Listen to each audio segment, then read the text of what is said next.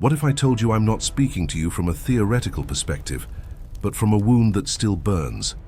I saw my city glitter like a fake diamond, and at the same time, rot from within. I heard the applause in the skyscrapers, and also the whispers in the alleyways. And in the midst of that noise, one night, the word pierced me like lightning.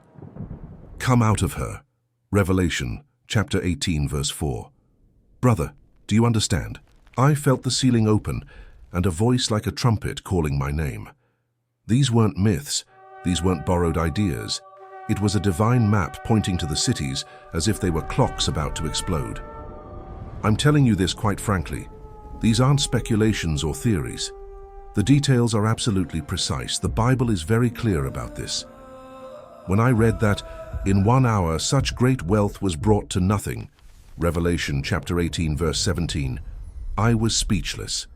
1 hour? I lived believing that my metropolis was invincible, that our financial systems were eternal, that culture could fix everything. But that sentence shook me like an earthquake in my chest. We trusted money as if it were a god, and that God had feet of clay. Let me tell you something that chilled me to the bone. I was walking past a temple of consumerism, one of those glass cathedrals where we buy our identity on installments, and a thought struck me like a knife. This is Ephesus, doubled. Ephesus was the fervent port where the goddess Artemis was valued more than souls. When Christ said, "Remember therefore from where you have fallen and repent," Revelation chapter 2 verse 5, I knew that message wasn't an ancient echo. It was a current warning for my street, my neighborhood, my bank account, material prosperity leading to spiritual death. Sound familiar? Now comes something that will shock you. I realized that my city wasn't just Ephesus. It had pieces of Pergamum, where Satan's throne is. Revelation chapter 2 verse 13, political power mixed with a disguised cult, rules that demanded your soul to grant you a permit, controlled profiles, mortgaged consciences. And at the same time, a shadow of Laodicea loomed over our avenues. You say, I am rich, and you do not know that you are wretched, pitiful, poor, blind, and naked. Revelation chapter 3 verse 17. Do you see? A haughty, self-sufficient, technologically advanced city, but hollow inside. That was me. That was my agenda. That was my pride. I'm going to tell you something that gave me goosebumps. One early morning while reading John, I came to the list of goods and felt nauseous. Gold pearls went at the end, and slaves the souls of men. Revelation chapter 18 verse 13. In Greek it says somatakai, psychas anthropon, bodies and souls of people. He wasn't just talking about iron chains. He was talking about contracts that buy consciences, screens that program desires, debts that chain generations. Perceive the extraordinary. 2,000 years earlier, the Spirit had already x-rayed the market that today devours us whole. But there's something you need to understand. Judgment isn't capricious or chaotic. It's precise, like a scalpel in the hands of the perfect judge. Pay him back double according to his deeds. Revelation 18:6. I saw headlines of stock market crashes, strange blackouts, doors that wouldn't open, and inside me another quieter fall, my moral shortcuts, my petty idolatries, my bargaining with sin. While the city celebrated its progress, I heard far away the sound of a millstone falling into the sea. With such force Babylon will be thrown down and will not be found again. Revelation 18:21. Can you imagine it? A millstone sinking, and with it, the gears I admired. Here's something fascinating. When John hears the voice like a trumpet, Revelation chapter 1 verse 10, he doesn't just see what will happen.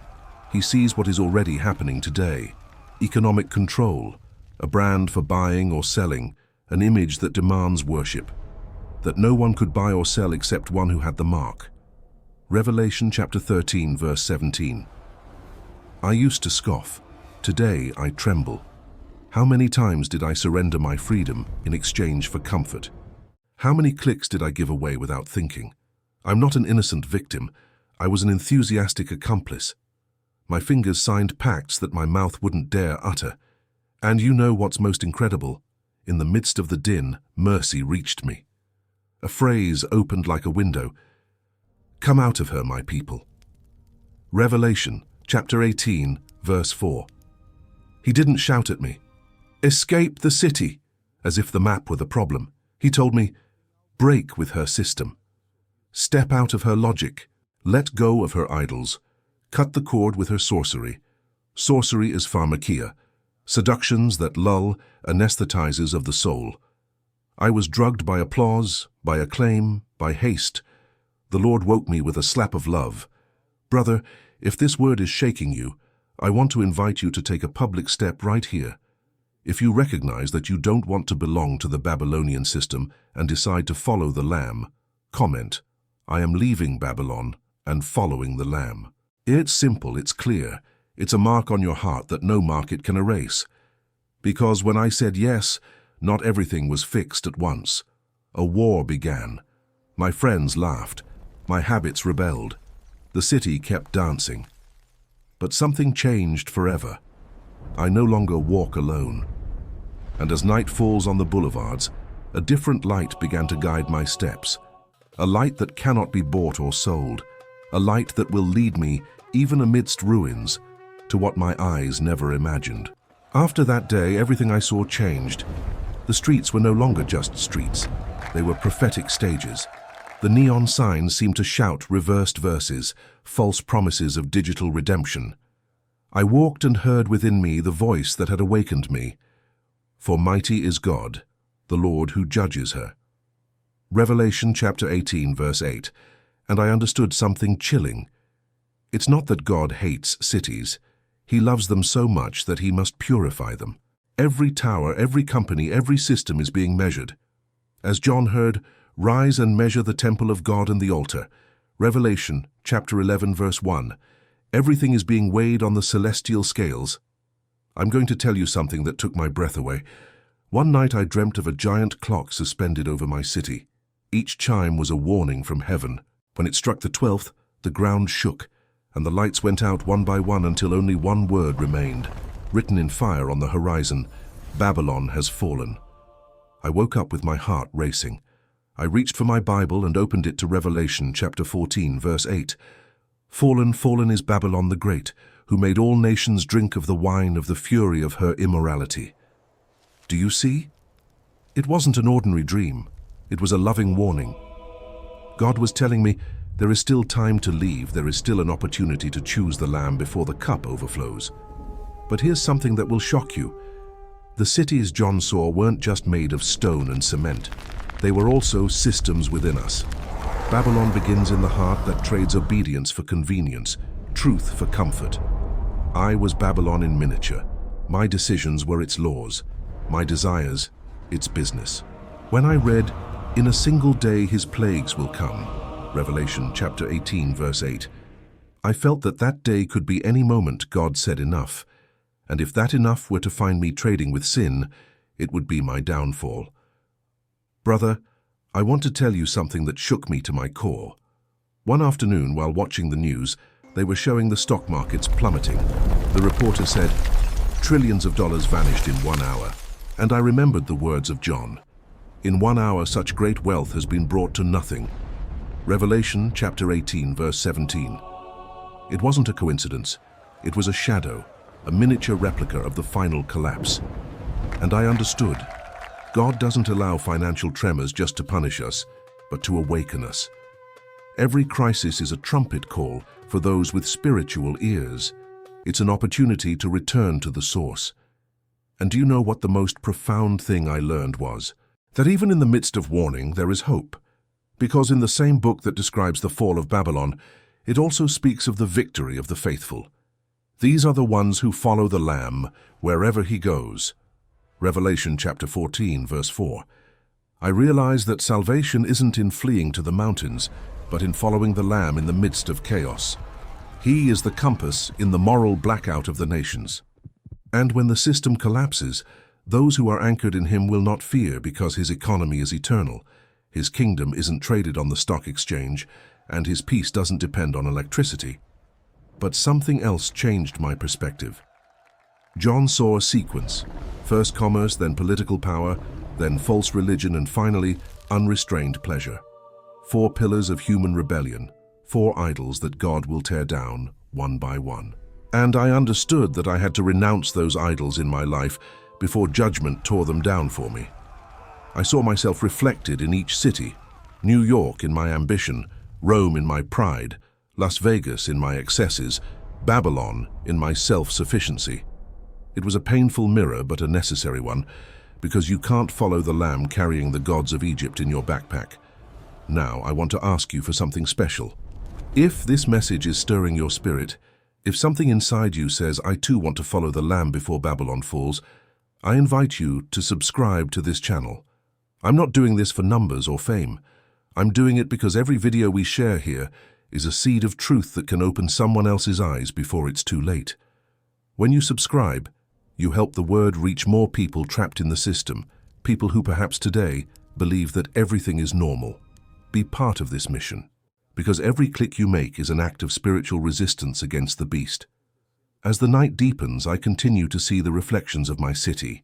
The skyscrapers are taller, but so is the emptiness. The lights are brighter, but the darkness is denser. And amidst it all, a voice keeps repeating within me, "Behold, I am coming soon." Revelation chapter 22, verse 7. I don't know how much time remains, but I do know that the clock has already begun to tick. And each chime is not a threat, but an invitation to awaken, to cleanse the soul, to follow the Lamb while there is still time. For what is to come will not be confusion for the faithful, but confirmation that the word never fails. That night I understood that what John saw wasn't just a vision meant to frighten, but a prophetic mirror to prepare us. I saw that every symbol in Revelation resonates in our reality. The cities he described are alive today, disguised as progress and freedom. Pergamum, the city of Satan's throne, lives on in every government that demands worship of the system. Laodicea breathes in every nation that says, "I don't need God," while drowning in empty luxuries. And Ephesus is us, when we serve without love, when we preach but have lost the flame. I have this against you. You have abandoned the love you had at first. Revelation chapter 2, verse 4. Do you feel it too, brother? I felt it like a sweet dagger that cuts to heal. But now comes something that will shake you to your core. John didn't just see destruction, he also saw a multitude dressed in white, emerging from the fire with eyes ablaze with hope. These are the ones who washed their robes in the blood of the Lamb. Revelation chapter 7, verse 14. Do you realize? While cities fall, a people rises up. God always has a remnant. There is always light amidst the ruins. I was one of those who lived asleep, believing that everything was normal. And when the system began to crumble, I thought it was all over. But it wasn't over. The awakening was just beginning. Let me tell you something that left me speechless. One day, while praying, I mentally pictured John on Patmos, old, exiled, surrounded by sea and stone, without a temple, without a church, without friends. And yet, in that place of desolation, he received the most glorious visions in history. Do you know why? Because the silence of exile is the terrain where God's voice rings out loudest. I was in the Spirit on the Lord's day, he wrote. Revelation chapter 1, verse 10. He wasn't in a temple, nor at a mass service. He was alone, and yet the heavens opened. That taught me that I don't need the world's applause to hear God. I only need stillness and a surrendered heart. But something shook my soul. John saw Babylon fall, but he also saw a new city descend, the New Jerusalem. Not a city made of concrete, but a spiritual reality where God himself dwells with his people. And I saw the holy city, the New Jerusalem, coming down out of heaven from God. Revelation chapter 21, verse 2. And I understood that it is not enough to leave Babylon. We must enter Jerusalem, not only flee from sin, but dwell in his presence. Leaving the system is useless if we do not enter the kingdom. And I confess something that broke my heart. While I was praying, I saw the face of my modern city, lights, screens, crowded avenues, and I heard within me, there is no longer a lamp to give light in you, nor will the voice of bridegroom and bride be heard in you anymore. Revelation chapter 18, verse 23. I realized that a city can be full of noise and be spiritually dead. It can have 1,000 parties and have no joy. It can have millions of connections and be completely alone. And I wept. I wept because I understood that many souls are buying entertainment, so they don't have to hear the echo of emptiness. Now comes something you must hear with your heart. There is still time. There is still an opportunity to change your eternal destiny. When John saw the collapse, he also heard an invitation. The Spirit and the bride say, "Come." Revelation 22:17. It is the most beautiful invitation in the universe. It doesn't matter how much you have participated in the system, how far you have fallen, how much you have denied. As long as the trumpet has not sounded for the last time, mercy is available. But you must decide now, while the spiritual clock is still ticking. Brother, if this message has touched your spirit, I want to ask you for something simple yet powerful. Click like on this video. I'm not saying this out of vanity or for numbers. I'm saying it because every time you do this, the message is amplified, reaches more people, and more hearts awaken from their Babylonian slumber. Each like is like a spark of light in the digital darkness. Do it for those who haven't yet heard that the Lamb is coming soon. Because when you rise up and decide to share the light, you become part of the testimony. And I assure you of something. The same Jesus who spoke to John on Patmos is now speaking to those who are not afraid to acknowledge the truth. Behold, I am coming like a thief. Blessed is the one who stays awake. Revelation chapter 16, verse 15. Yes, brother, he is coming. Not as a rumor or a metaphor, but as a living reality. And when he comes, there will be no time to prepare the lamp. It will either shine or go out. And I have already decided to shine, even if it is with the last drops of oil I have left, until dawn breaks over the New Jerusalem. From that moment on, my life became a constant vigil. Not because I lived in fear, but with certainty. Every time I looked at the skyline of my city, I no longer saw just buildings, I saw signs. Every siren reminded me of the trumpets of the apocalypse. Every blackout was an echo of the darkness that John described. The sun was darkened, and the city was split into 3 parts, and the cities of the nations fell. Revelation chapter 16, verse 19. And in the midst of that panorama, I understood something extraordinary. God's judgment is not to destroy us, but to purify us. What he tears down with fire, he rebuilds with glory. I'm going to tell you something that shook me to my core. One early morning while I was praying, I felt the Spirit telling me, cities don't just fall outside, they also fall within the heart. And I remembered Jesus' words, the kingdom of God is within you. Luke chapter 17, verse 21. Then I understood, before Babylon can fall physically, it must fall within me. My pride, my love of money, my desire for approval, all of that was part of its structure. And when I let the fire of the Spirit burn away my idols, the rebuilding of Jerusalem began within me. Now comes something that will leave you speechless. What is coming is not just judgment, but revelation. After the collapse, John saw heaven open, not to show destruction, but to present the victor. I saw heaven opened, and behold, a white horse, and the one sitting on it is called Faithful and True. Revelation chapter 19, verse 11. Christ does not come to negotiate with the powers of the world. He comes to establish the kingdom that cannot be shaken. And in that kingdom, there is no fear, no corruption, no lies. Everything will be restored to its original order, as in the beginning, when Eden was the dwelling place of God with man. I'll confess something to you, brother. There were days when I thought about giving up. I watched the news, saw the conflicts, the wars, the laws that trample on faith, and my heart was filled with anguish.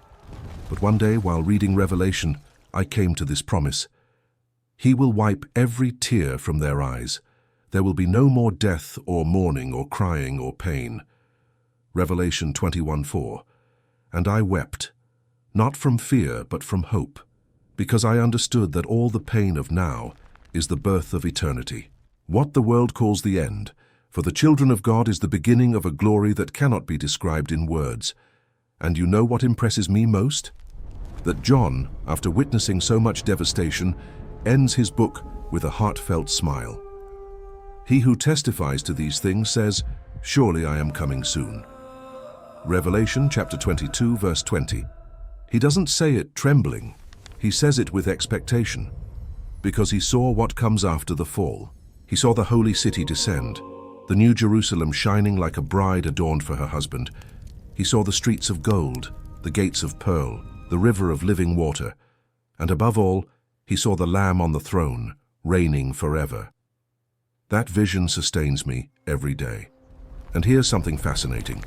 Human cities will fall, but the city of God will remain. The powers of the world will disappear, but the kingdom of the Lamb will be eternal. And until that day arrives, you and I are called to be ambassadors of that heavenly city, to live as citizens of heaven even though we still walk on asphalt, to be light among the ruins, a voice amid the noise, witnesses among the shadows. Because the mission isn't over, it's just beginning. Brother, if you've come this far, I want to extend an invitation that transcends words. Today, decide which city you will be a citizen of. This isn't about religion, it's about destiny. If you recognize that you don't want to be part of the Babylonian system and long to dwell in the New Jerusalem, comment below with this phrase, "My citizenship is in the kingdom of the Lamb." Write it with faith, as a spiritual seal, as a declaration before heaven. Because that comment isn't just text on a screen, it's a sign in the spiritual realm. It's a way of saying, "I have decided." And when you do, remember this. Even if the towers of the world crumble, even if the lights go out and nations fall, the Lamb will reign, and you will reign with him. Because history doesn't end with the fall of Babylon, but with the glory of Jerusalem. And in that eternal city, every tear will become history, every wound will become a scar of victory, and each of us will shine with the light that never fades.